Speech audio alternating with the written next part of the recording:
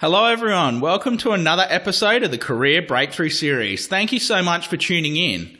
I want to welcome you to episode number 26, and we've got a super incredible guest to help you with your career direction in today's episode. His name is Nissar Ahamed. So Nissar is an accomplished growth hacker with extensive experience working as a blogger, a copywriter, and an editor. He has created his own blog called CareerMetis, as well as his own podcast called CareerMetis, which have a community-focused approach to career discussion, which has earned him a great amount of respect amongst his peers, and also has helped him achieve some amazing awards, such as Best Career Blog of 2017, and many, many more. Nissar's decision to establish CareerMetis was motivated by his own desire to share his experience and struggles which he has had in the recruitment industry with others. I can't wait to share the episode. Nissar shares some amazing gold and some amazing advice in here. So let's get started on the interview. Thanks, guys. Welcome to episode 26 of the Career Breakthrough Series. I'm your host, Paul Ames, and on the show today, I've got an incredible guest called Nissar Ahamed. Nissar is the creator of CareerMetis, which is an award-winning website and career blog, which has won incredible awards like the Top 100 Career Blogs for 2017 and many other. He's got a multiple set of awards behind his website. He also runs an incredible podcast called CareerMetis as well, which I myself have been on. I'm so happy to have Nissar on. He's such an incredible guest to have. So, Nissar, thank you so much for agreeing to be on the show. It's a real honour to have you on. If you could just give my audience a bit of a background about who you are and basically what your upbringing was like for you growing up. Before I begin, I just want to say thank you very much for having me on the show. It's a pleasure. I've seen some of your episodes, some of your blog posts. So, it's an honor myself to be on the show. So your question is a little bit about myself and what I do. Is that correct? Yeah, definitely. So in terms of what I do is I run and manage the CareerMetis blog, as you mentioned, CareerMetis.com, and also I'm host the CareerMetis podcast. It's something that I do. It started off as an accident many years ago. So a little bit of, since this is about career breakthroughs, I have been a frustrated job seeker myself in the past. Whenever I wanted to look for a position, there's so much information out there, but it was hard to compile. So what I did at that time was I read a lot of books, read a lot of blogs, even hired coaches, and I got some ideas. And using that, I was able to successfully use that for myself to get jobs. Then what happened is I started sharing the ideas to my friends, my family. Whenever they were struggling to do something with their careers, they would come to me. And slowly my friends started asking me, hey, you should start writing these ideas as a blog. And I must be honest, it took me a while for that idea to register. I initially brushed it off saying, okay, you know what, I will eventually do it. And I started doing it.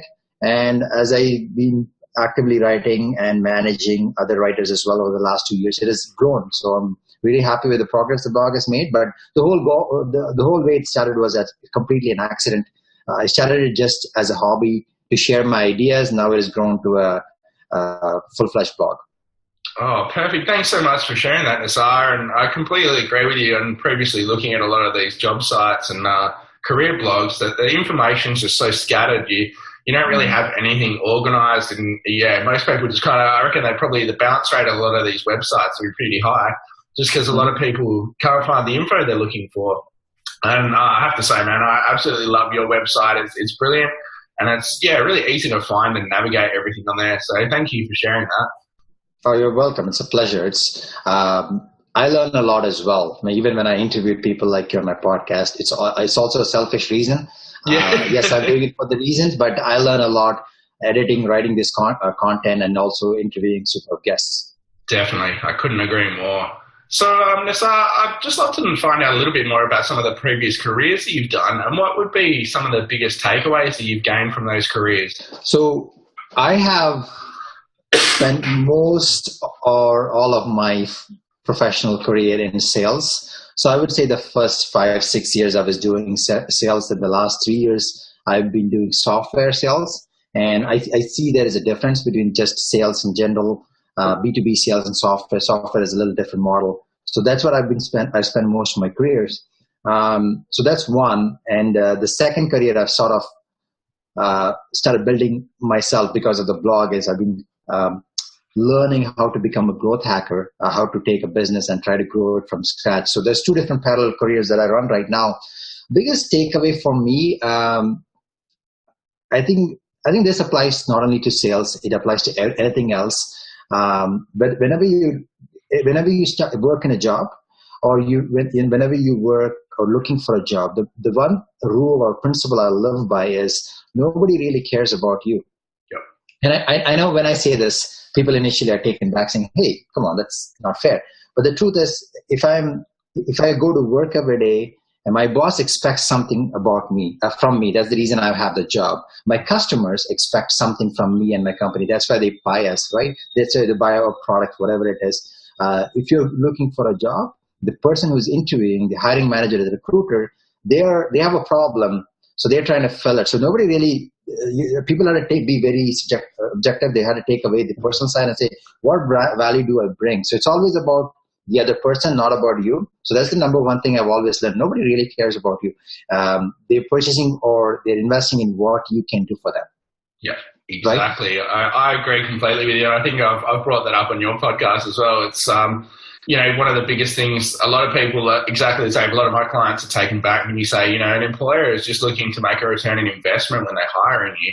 They want to make their business profitable, or they want to make their organization, more profitable from adding you to the mix where you can utilize your skills and strengths. So yeah, that's a great takeaway, man. Thank you for that. Sure. And can I add one more? Yeah, definitely. So the second thing I would say is everybody talks about loyalty, right? If you work for a company, or I would say always it's great to be loyal to a company, but also be loyal to yourself. You think of yourself as a product or a stock, and you have to keep investing in yourself. And like a lot of people take that completely away. They get a job, they work there, they coast there for 3-4 years. The company goes through restructuring. They lose the job and they think, hey, what happened? It's because they haven't been loyal to themselves. When I say loyal, I'm talking about professionally loyal. Invest in yourself, learn, if your job or career involves being certified, be certified, gain new skills. And so let's say something happens, unfortunate happens, you can still bounce back if you keep building on your skill sets. Wow, that's great advice, and unfortunately something that a lot of people don't do. I think more and more people nowadays are upskilling and getting more involved into personal development, as you can see by how many billions of dollars get sunk into it. But as you said, a lot of these older employees that have been there forever are kind of blown away. Like especially here in Australia, we've had a big problem with the mining industry. There's been a lot of redundancies, a lot of people laid off, and unfortunately, a lot of these people don't have many skills that they can transfer or utilize. They haven't kept up with their development. So as a result, they're really struggling to find work. So that's some great advice there, Nissar. Yeah, thank you. It's something I strongly believe in, and I share it with others as well. Perfect. So Nissar, obviously all of us have worked through some pretty incredible mental roadblocks and obstacles in our life. So what would be some of the biggest mental roadblocks or obstacles that you've personally had to work through, and how have you successfully worked through them? It's interesting because this is something initially when I thought about this, I thought it was just myself. But after speaking to a lot of other career experts, they think it's everybody. So let's say you are new to an industry or new to a company. We always feel inadequate about ourselves. We always question ourselves. There's something called the imposter syndrome, psychologists call it, where you think that, oh, maybe I don't fit in here. And that's one of the biggest roadblocks. And funny enough, I've been in the professional world for 10 years. Every time I'm in a new company, that feeling comes in. So when that comes in, I would say, you know what, just accept it. And, you're not alone. Everybody goes through this. So don't hold that as a negative and don't let that pull you down. Accept the fact and keep working on it. So that'll be the number one roadblock. The second roadblock I would say is no matter where you join, unless you're at a C-level, if you're not C-level, they expect you with certain skill set. But most positions when you join, you don't necessarily know everything. You're not necessarily the most competent person, right? They expect they're not the perfect candidate, and it's okay to accept that. So if you're missing a key skill or key confidence, that can be made up by courage and action. So if you are any type of things that you feel inadequate about, that's okay. We're humans, but you can make up for that by work, by just putting in the work, taking action. You can overcome that barriers. If I can share a quick story on that, when I started my blog, I did not know anything. All I knew, okay, what is a blog and what's a WordPress? And I started writing, and I didn't know anything about traffic. I didn't know anything about podcast. When I started my podcast, I didn't know anything. But I just decided to, you know what, I'm just going to start interviewing 10 guests. Randomly, I just filled up a number. I just started reaching out to everyone. And as I did that, I sort of learned. And now I've become more comfortable with the process. So that's a roadblock. If you don't know something, we live today in the world of the 24/7 internet. So there's no shortage of information. You can learn anything. Look at us. You're in Australia. I'm in Toronto. We're having this communication. So don't let that stop you. You can pick up anything if you put yourself to the action.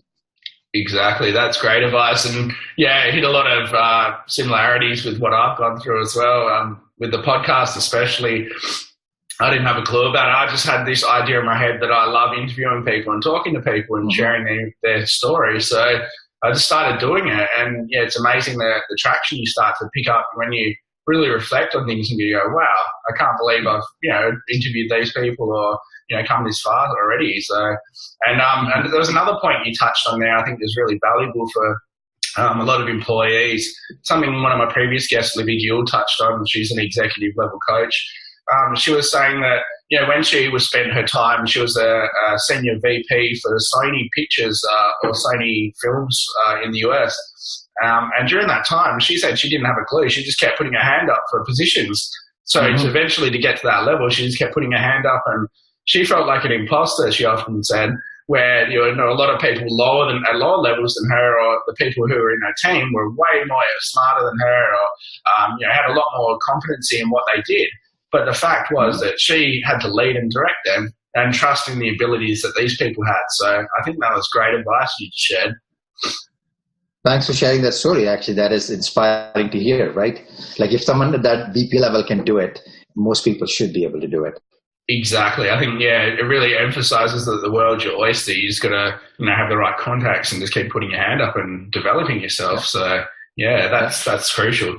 So, Nissar, I'd love to know, I've got a bit of a random question here. So what would you say would be the core of a happy and healthy and fulfilled life for you?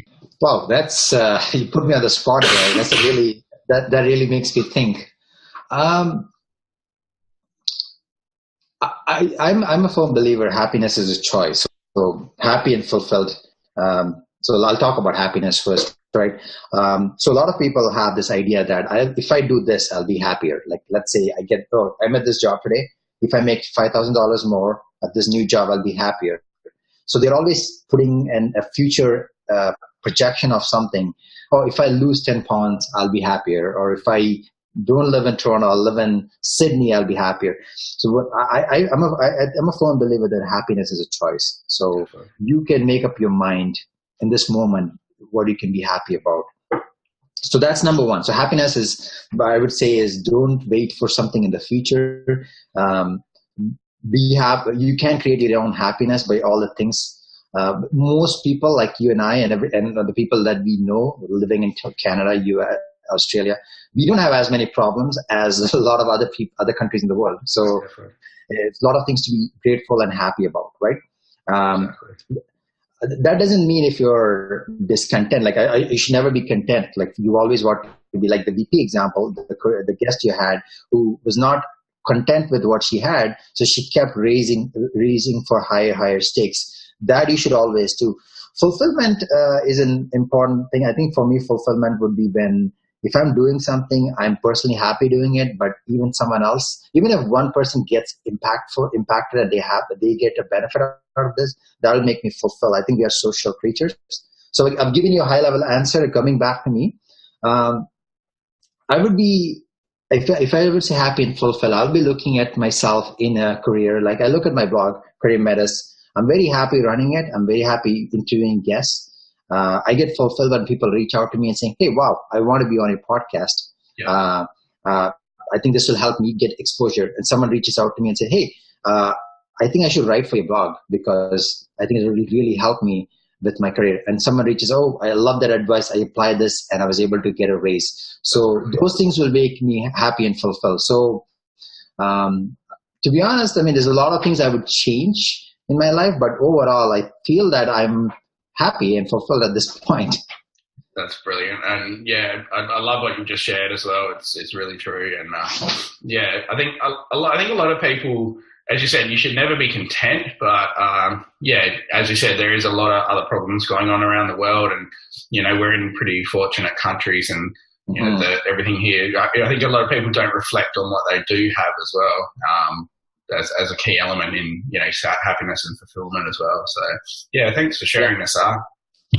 So just touching on the amazing knowledge and experience that you've got and what you've shared in your blog so far, what would be 3 to 5 actionable tips that could really help my audience out to either progress in their career or to find something they really love?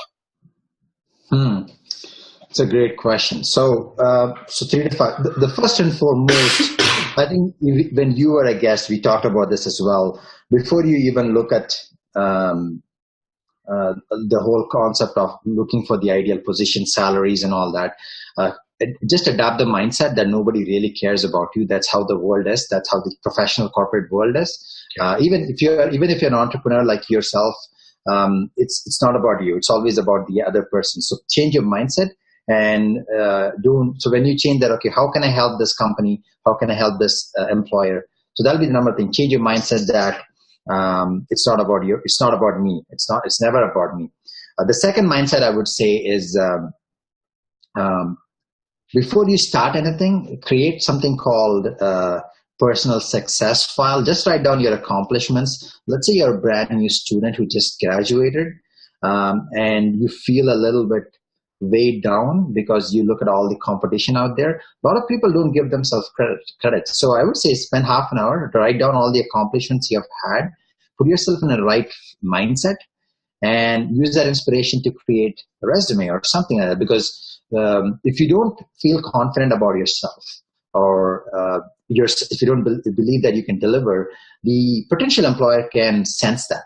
Definitely. Right. So if they see this person doesn't believe in themselves, they will not hire you to do the job. So that's something. And I know the word belief is very it's hard to explain, and everybody thinks it's sort of a mumbo jumbo thing, but it is true though. If you have self-limiting beliefs, try to eliminate that before you even start the process. The third thing I would say is work backwards. A lot of people want to get a particular job and they say, oh, let me see if I'll be happy. Now try to work backwards. Write exactly what type of career you want to do.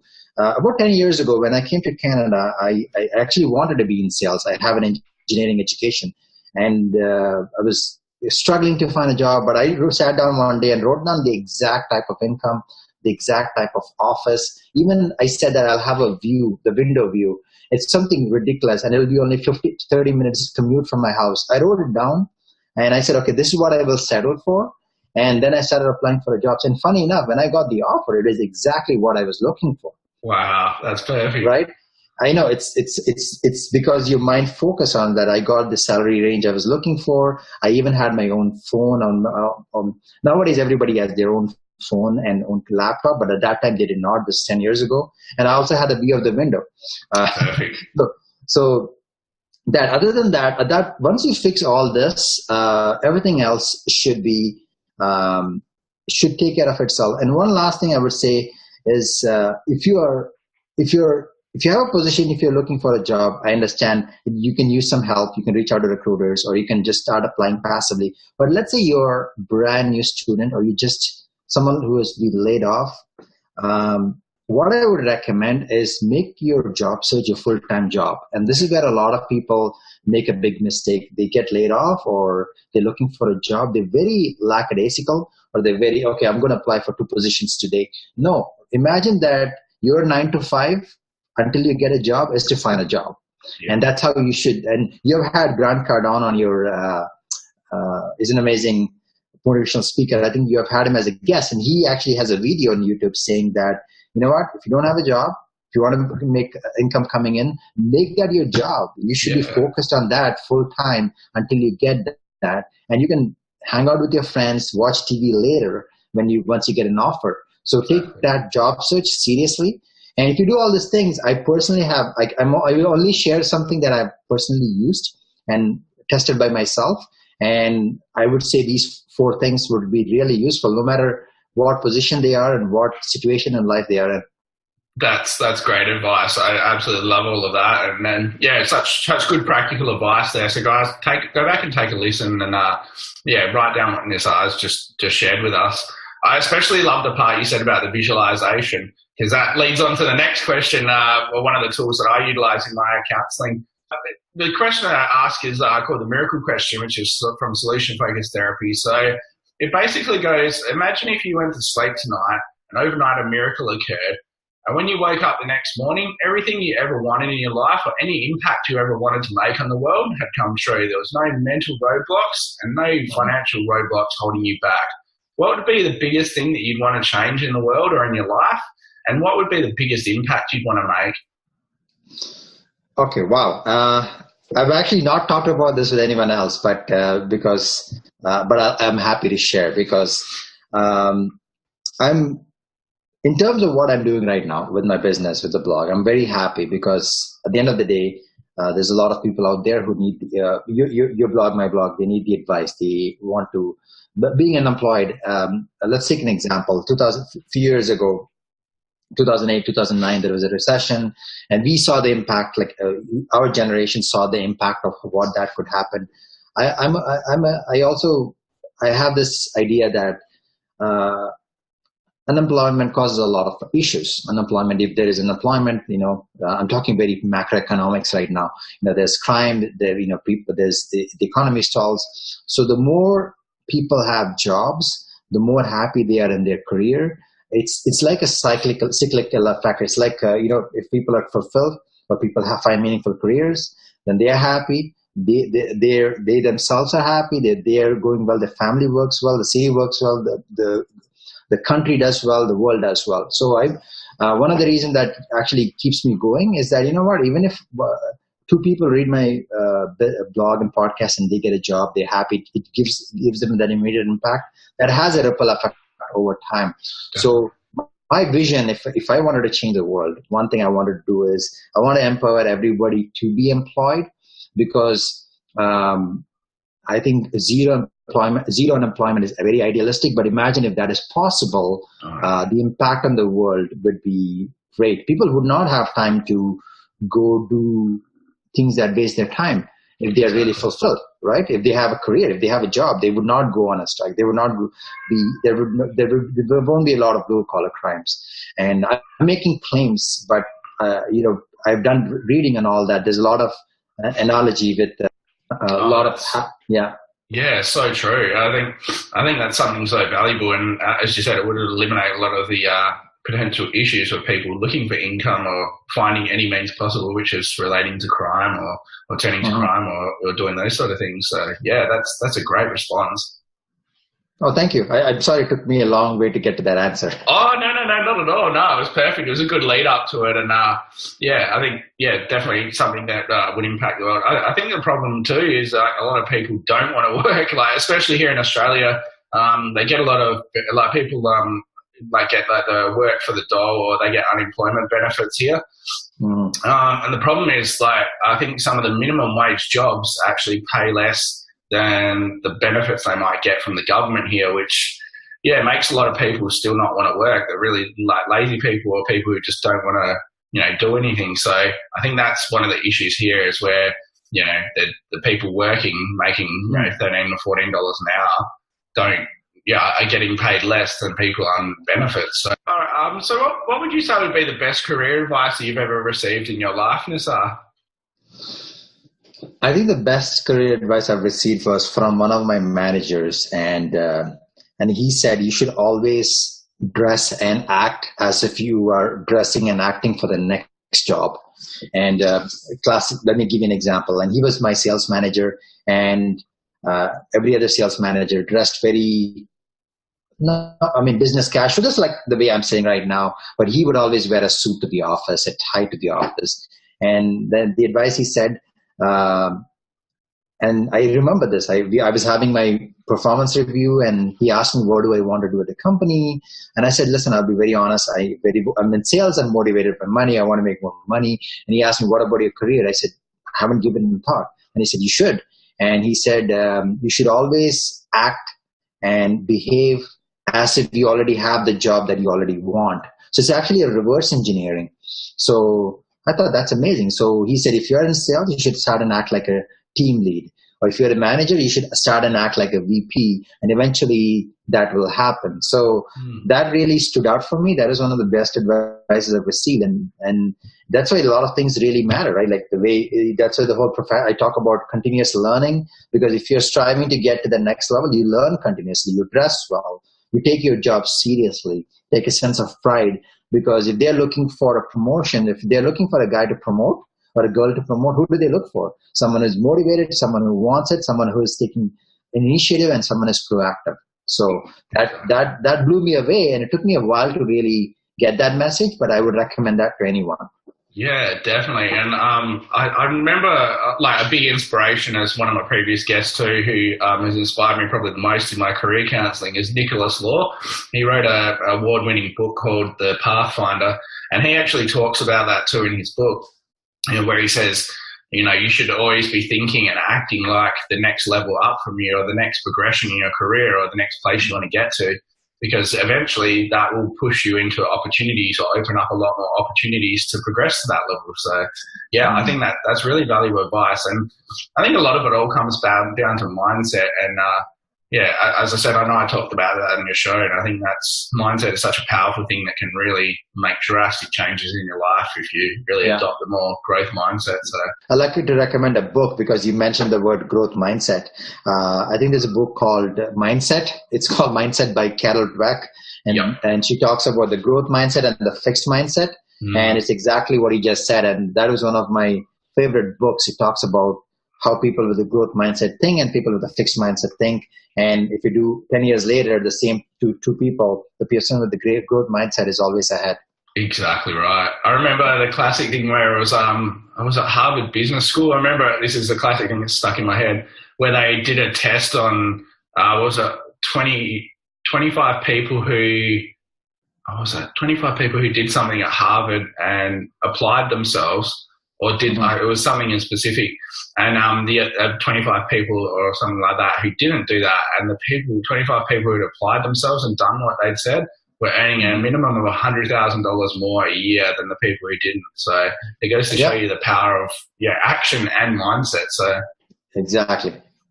So Nissar, just touching on the books and resources. So I know you've just listed off Mindset, which is an amazing book, and I've gone through that one myself.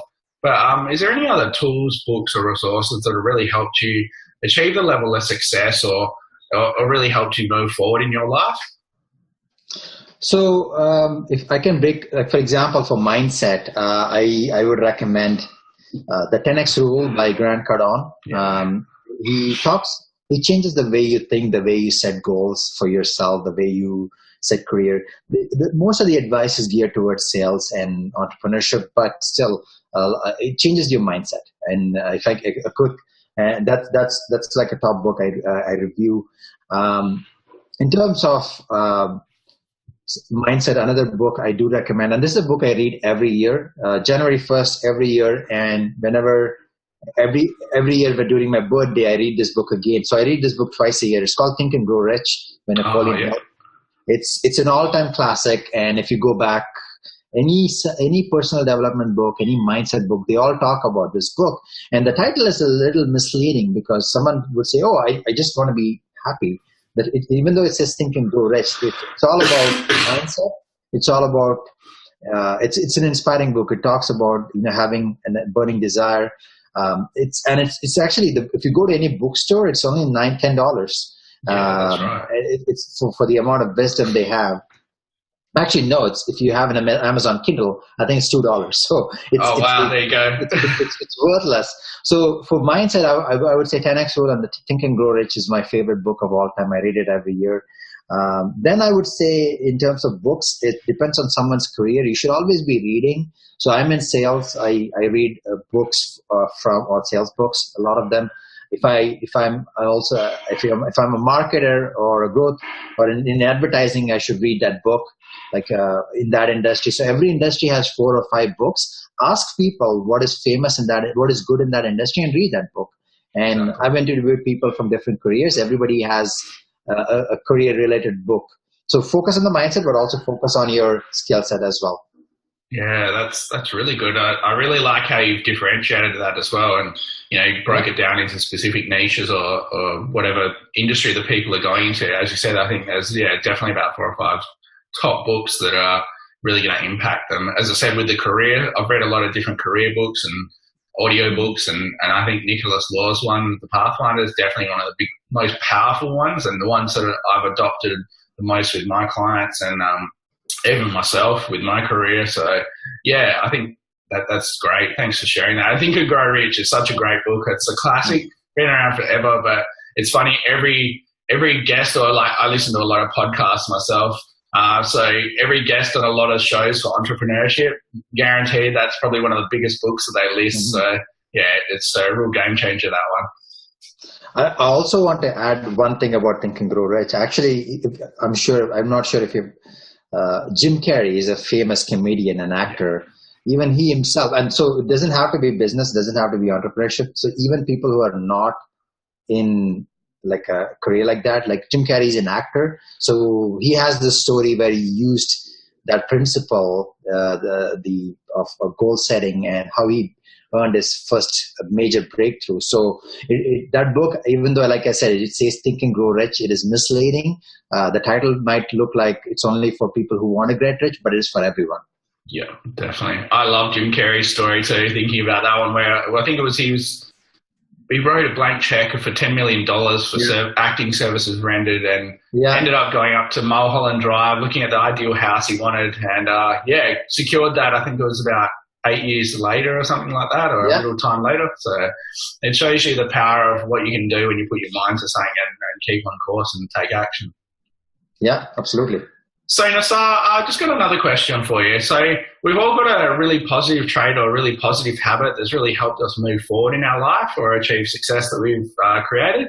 But we've also got a hindering habit that's potentially held us back from, reaching that next level of breaking through that glass ceiling. So what would you say would be your most positive habit or trait that you've got, and also one of your most hindering? I would say the most positive habit is, I don't think I'm the most confident person, but I think I am a little more courageous than most people I know. So the difference between confidence and courage is very fine line. Confidence is something that you can sense, but courage is something that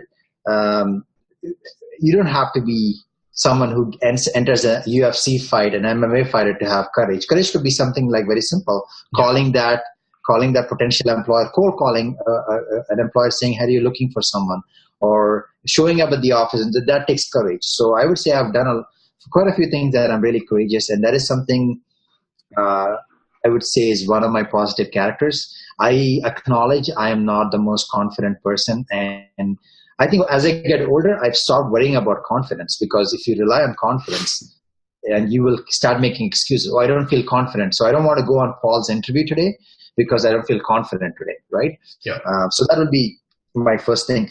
What's holding me back? I think I would say this is something. It took me a long time to realize this is because I studied engineering. I have this analytical brain which tells me I need to do A, B, C, and D to reach here. And what I realized at this point of my life is that you're never ready, right? You're never ready. And I think my blog is a classic example. All the things I've done, I've never was ready to start. when I got my first guest blog, or when I wrote an article on someone else's blog, when I started my podcast. When I did my first interview like this, it was nerve-wracking. I was not ready. I was not ready. I didn't have, like you're talking about awards. I had 0 at that time. And that person took faith in me. So you're never ready. And the reason I'm sharing this is when I've always had this entrepreneurial drive, and this is what I always wanted to do. But as I was growing up right after university, I started making excuses. And I said, I need this skill. I need this skill. I need this skill. And I did that. I took a Dale Carnegie course. I went to Toastmasters. I joined sales for that reason, so that I could build on the skill set. And I'm not putting all those down. Those are very valuable skills. But then I realized right now, you know what? I shouldn't have waited that long. I could have started this 8 years ago, 5 years ago, and I could have just learned. So that is something I would said has held me back, because I always kept saying I need to do this, this, and this before I can do this. You know what? Just do it. Just do it today. If it doesn't work, move on. That's it. You learn and move on. That's something I would say to myself. If I could go back in time, there's a time machine, Paul, I would go back and say that to my younger self. You will never be ready. Just do it. Eventually, you will become the person who is ready. Wow, I got a lot of great takeaways from that as well, and I think a lot of us, even the audience, can relate to a lot of those as well. You know, I remember when I was reflecting on my own time starting up my business, I, would go, maybe I need more money to start my business, or, how am I going to do it part-time while I'm still working full-time? And, I put all these barriers in my head, and, I heard the same advice on a podcast where it said, you're never going to be ready. Stop trying to be perfect. And one saying that's always stuck with me from one of my previous business coaches was progress, not perfection. And when they say that, when they say that, they were saying, a lot of people are trying to find the perfect time, like wait for the stars to align or wait for this to happen.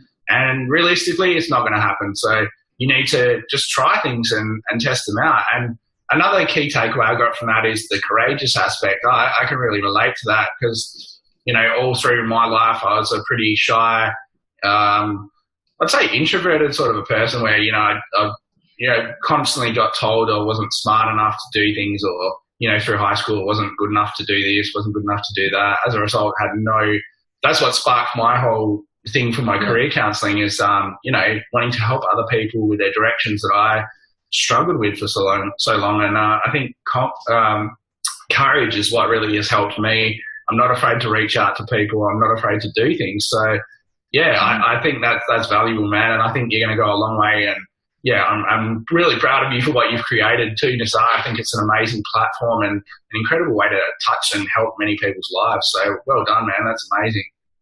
Oh, thank you. Thank you. And, words like this, Paul, is what keeps me fulfilled, because everybody, when you start a business or a podcast, you're thinking about making money. And that's another thing. Everybody's thinking about monetization. Hey, how do you monetize your business? But if even if 1 or 2 people a week say that it is impactful, then you have done your good job, right? So thank you. I appreciate that. I'm very grateful for that feedback. Oh, anytime at all. Yeah, you should be proud of it. So, and I think that's something we often don't hear enough, being in business or, doing things as an entrepreneur. You often feel like you're quite by yourself or alone. And it's nice to have the feedback. Or like you said, I love it when I get, messages or, now that I'm writing for the influencer, doing articles as well. I've had a few emails from people saying, "Oh, great article! I've really loved what you've shared." It's nice to know that your work is, impacting or someone's taking on board what you're sharing with them. So that's great. Yeah. So we're just getting ready to wrap up soon. But what would be some parting advice you'd love to share with my audience that has really helped you with any aspect of your life, or something you really think has really impacted you that you'd like to share? Wow. So parting advice, the one thing I would say is, if I just go back, is it's never about yourself. And I know I've mentioned this couple of times. Nobody really,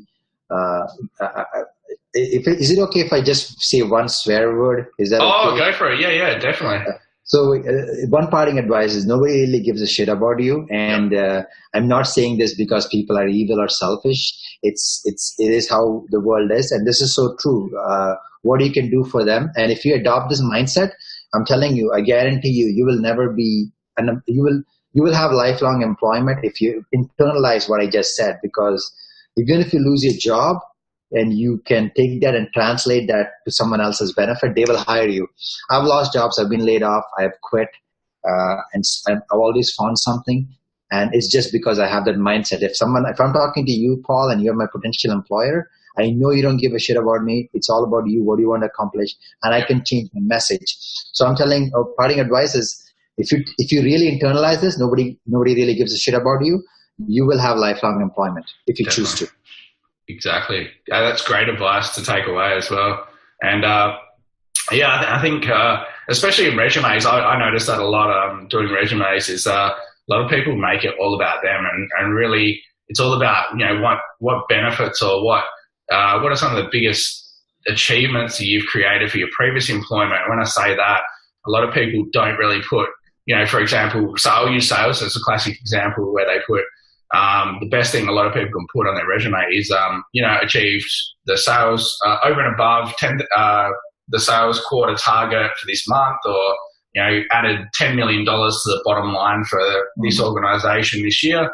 So actually having like tangible figures or facts so where they can employers can look at it and just go, okay, so they've done that with that organization. This is what they're going to add to us. This is the return on investment they're going to make on us. So if you I found that, a lot of the resumes I've done where I add these key achievements in and, utilize and find these skills that people have created, then, they get employed a lot easier and they get interviews a lot easier just because they can find what they're really looking for and find that return on investment. So, absolutely. Thanks so much, Nissar. It's been an absolute honor having a chat with you, and I always love the work you're doing. So keep up the amazing work, man. And I was just going to finish up by just saying, where would be the best place to get in contact with you? Say if somebody's looking to, further their career or find out a bit more advice or find out some more about what you do, where would be the best place to reach out to you?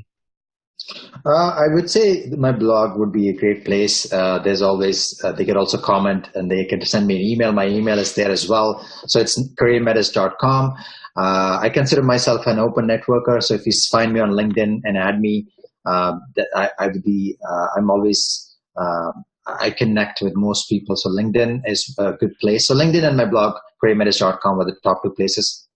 Perfect. Thanks again, Nissar. You've been a great guest, mate. And I really love the advice that you shared as always. And love staying in touch with you. Thank you. The pleasure is all mine. Thanks for having me on the podcast, on the interview.